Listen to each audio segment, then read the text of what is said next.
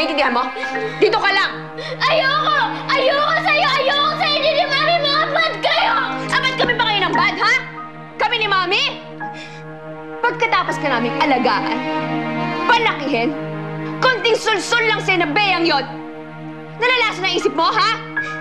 Kami pa rin ang pamilya mo, Julia. Pamilya ko na sila, Daddy! At pati na rin si Ate Bea! Pati na rin si Kuya Darwin! Ah, ganon? Talaga silang gusto mo? O sige, kung gusto mo, ipapakulong ko na lang silang lahat. Sama-sama sila doon. Gusto mo? Gusto mo bumalik sa ala, di ba? Ate, wag! O, di bumigay ka din. Umayos ka, Julia. Umayos ka. Di ka umayos, makakatingin ka sa akin.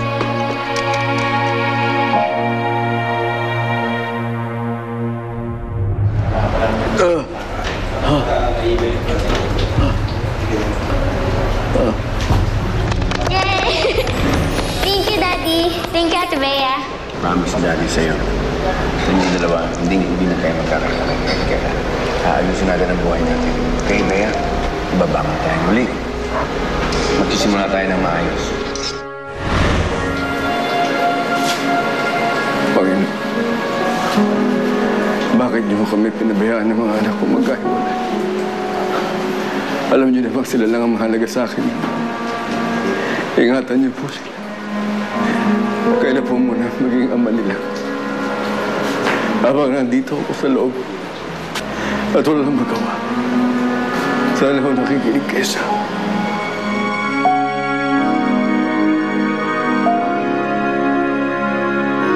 Papa Jesus, please take care of my daddy.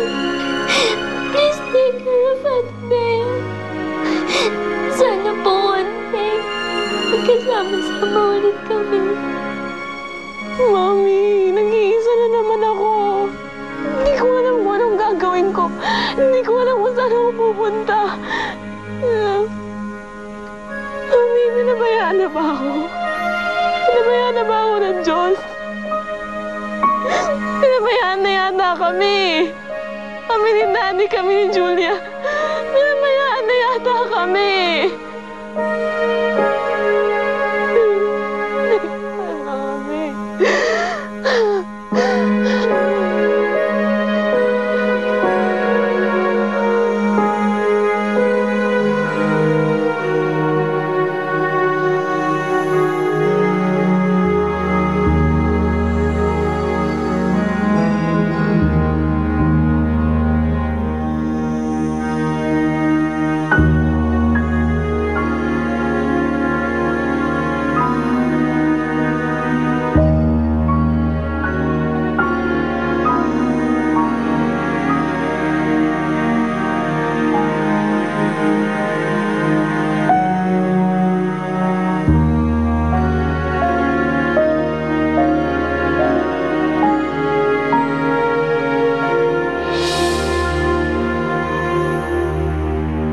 Kayo na po sana magpapasensya sa mga pagkukulang ko sa anak niyo, tita.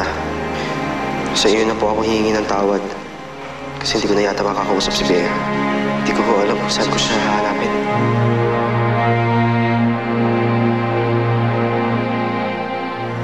Hindi ko po makakalimutan ang anak niyo kahit kailan.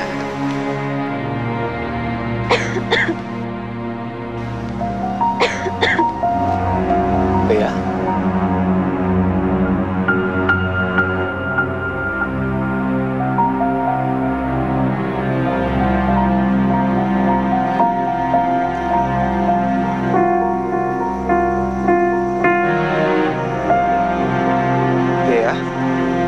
Bea, ikaw ba yan?